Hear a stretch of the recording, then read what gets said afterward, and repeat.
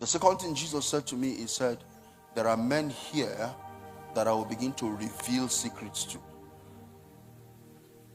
He said, so I will take men that will bear my secrets. He said, the men that will bear my secret are men that do not break covenant. You know, man of God, in Nigeria, the Lord came to me some years ago before the Nigerian election, 3 years to the next coming election. And the Lord came to me and said, son, can you keep secret? I said, Lord, if you help me, I can. Until you help me, I'm not sure. And he said, I'm going to reveal something to you and I want you to keep it. But what I'm going to reveal to you will bring about a responsibility on you in the days to come. I said, okay. And what was the responsibility? For me to travel to the regions of Nigeria, bringing intercession to southwest, south, southeast, northwest, north central. And we comb all of those places. It was in that time that Jesus told me about the next elections of our country, 2-3 years before the elections took place. And Jesus told me who will not be the president, who will not be the president of Nigeria. And the both of them were pastors. And he told me this and this cannot be the president of Nigeria. I have rejected this one. That was what he used. He said, I have rejected this one. So I said, this is too hard to keep. He said, in the days to come, I will tell you to prophesy, but for now, keep it. And that secret was on my heart.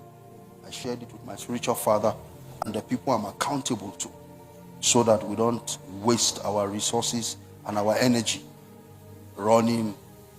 In fact, I remember the day I said to my father, the Lord said, this one will not be the president of Nigeria. I received a rebuke. He said, no, that's where all of us are headed.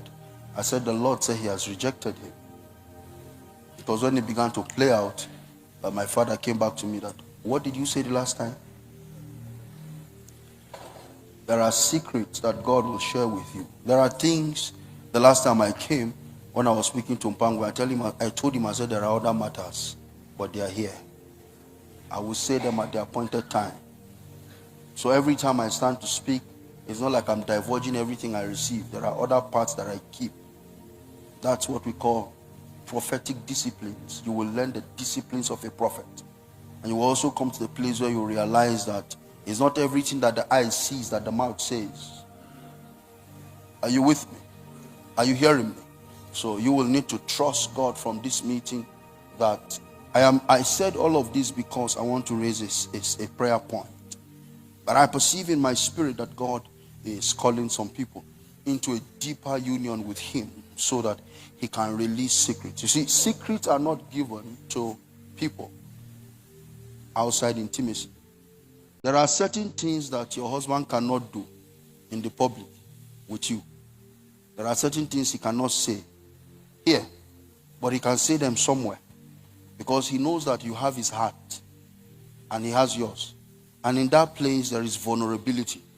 No matter how delicate you are, when you get to that place, right, only him can talk, only you can talk.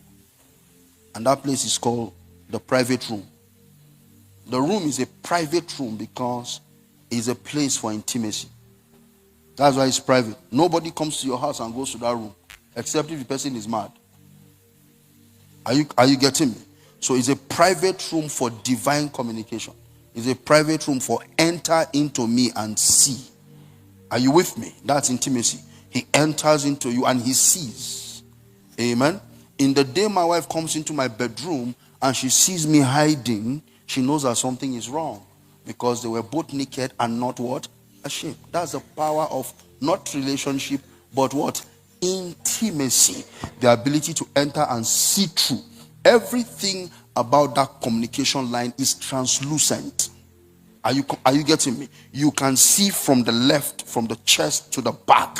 Everything is open. When God begins to communicate the secrets of the Father. Did you remember that it was by intimacy that Daniel was able to crack the mystery in Babylon? Nobody was able to, and they were going to kill everybody. And he said, why does the matter of the king require a haste? And he said, take me to the king. Let me beg him for some time. And they went on a retreat and they began to seek the face of the Lord. Did you remember the utterance of Daniel? He said, blessed be God, the revealer of all secrets. But you don't come into secrets until you have intimacy. You